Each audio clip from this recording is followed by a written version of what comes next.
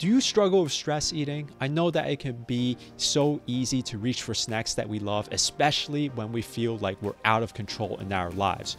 Well, in this video, I'm going to share with you some tips as well as some mindset shifts in dealing with these type of situations. So stay tuned.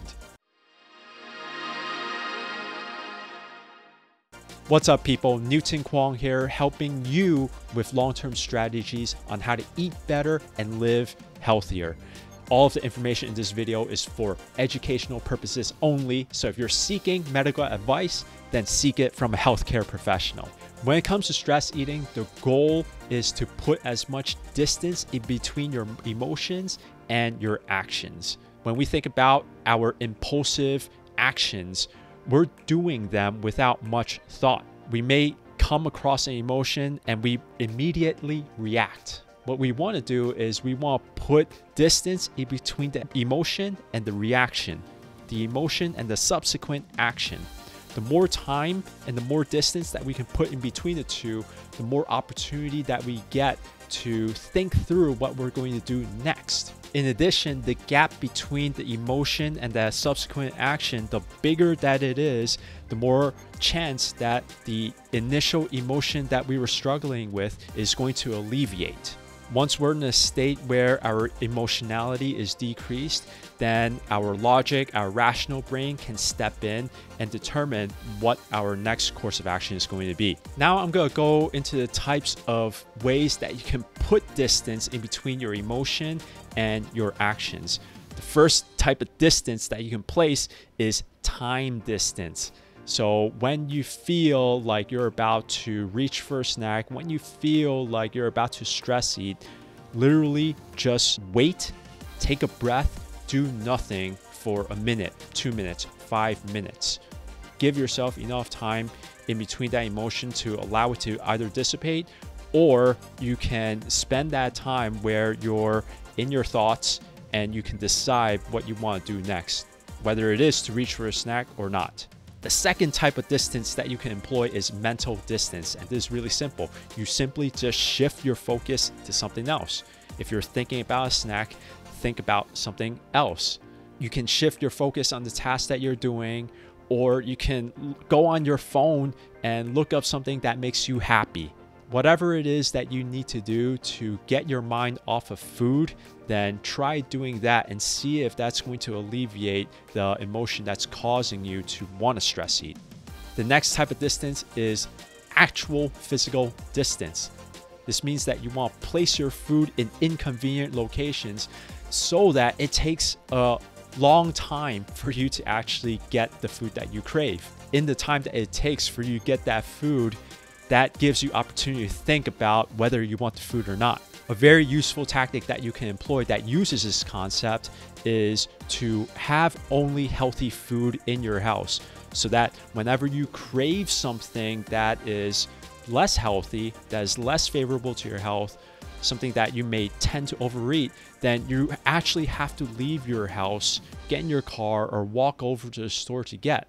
And hopefully during your drive there, hopefully during your walk over there, you may think differently and come back home. Or you may not even leave the home in the first place because it's so inconvenient to grab the food that you know is not going to serve you in the long run anyways. The next method of distancing is through the use of your social relationships. So if you're thinking about stress eating, then you can go talk to someone. You can call up a friend.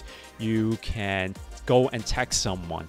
Use your social relationships at your disposal to take your focus off of a pattern that you'd rather not get yourself involved in.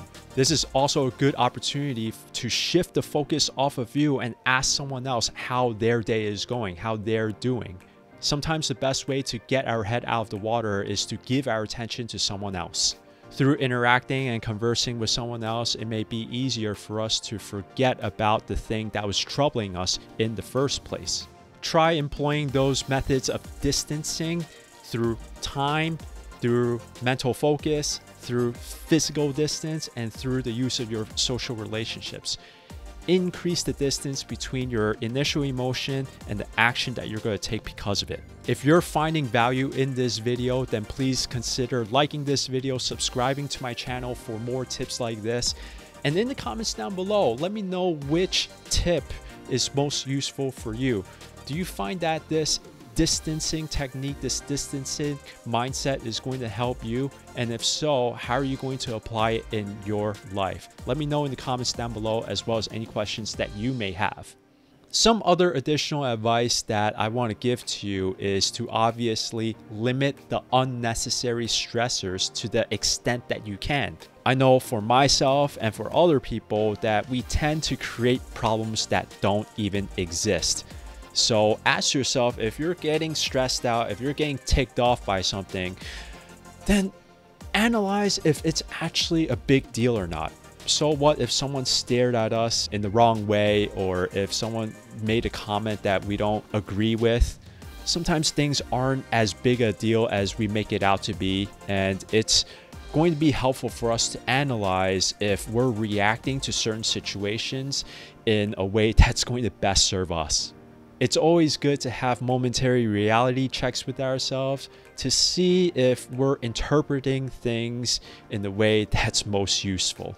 Of course, there are going to be stressors in our lives that is getting the appropriate reaction and the appropriate attention. If you feel that you have a ton of stress that's really high level, then I advise you to go seek professional help. It's good to have people on our team who are trained specifically in knowing how to relieve stress and in handling our life in more productive ways. So if you think that having a therapist or having a mental health professional help you out, then I am all for it, and I highly encourage you to do so. The next tip that I have for you is something that is overlooked and something that is completely within our control, and that is to get enough sleep. The more well-rested we are, the more that we're going to be able to regulate our emotions, the more clearly we're going to be able to think. With more sleep, the more likely you'll be able to employ some of those distancing techniques that I discussed earlier in this video. When we're sleep deprived, we're less mindful of what we're doing. The number one goal of the day is to get through the day when we're sleep deprived. So if you find yourself to be in this category, then I'd advise you to look into developing a sleep routine. Establish times in which you're getting to bed and waking up, and make sure that it's consistent throughout the week and stick to it as best as you can. I know that stress eating can seem like something that's out of our control, like it's an automatic action, but you have more control than you think, and I hope that you'll have the chance to apply some of the tips that I've discussed in this video. If you have any questions whatsoever, leave them in the comments down below, and check out my other videos on the next screen. I'll see you on the next video. Peace.